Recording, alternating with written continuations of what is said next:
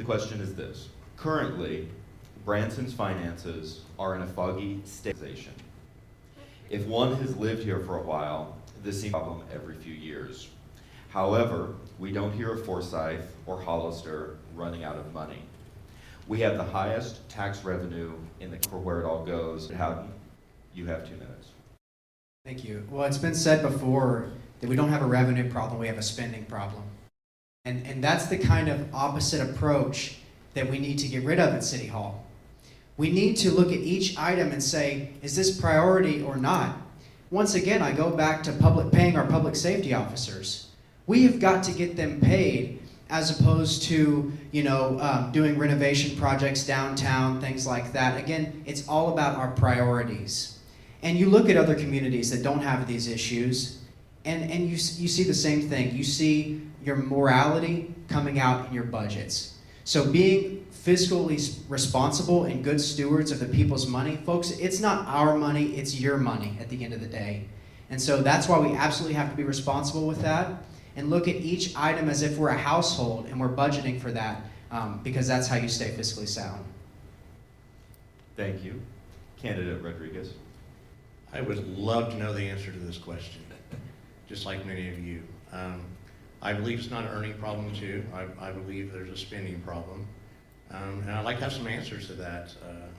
I know the mayor tried to pass a resolution a little while back, and it got shot down by your current aldermen that are up for election right now.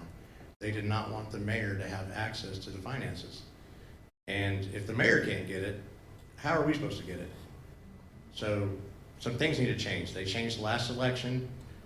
Things are getting better, a little more transparent, but we need to just pull the lid right off City Hall, and we need to be able to see what's going on, have more transparency, and have accountability.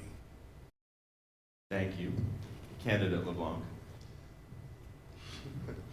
Yeah, clarity, transparency, communication, I think is probably one of the vital things that needs to happen.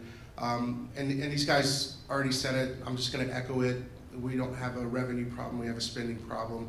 And that fiscal responsibility is, incumbent upon the board to look at those things and make decisions according to priorities and what's most important for our safety, our health, and all of those things.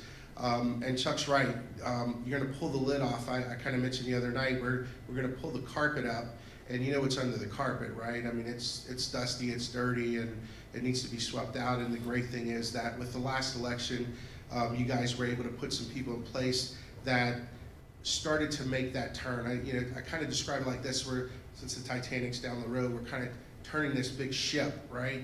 And we've started to turn in a position where we're starting to see some of the things happen, but we really need some fuel behind it, and we really need people who are willing to let you look under the carpet and see what happens, with the reassurance that we're gonna make the steps necessary to clean the mess up.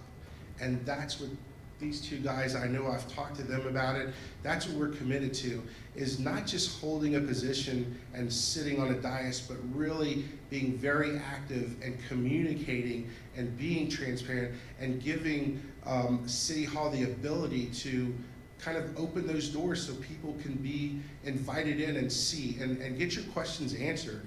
And I think if we do those things with that fiscal responsibility in mind, we can definitely turn our community around. I mean, it's kind of upsetting in a sense to know that we run a deficit with the amount of people that come through our community and the amount of tax revenue that we have. But I think that we're in a position now that we can make a huge, huge change. Thank you.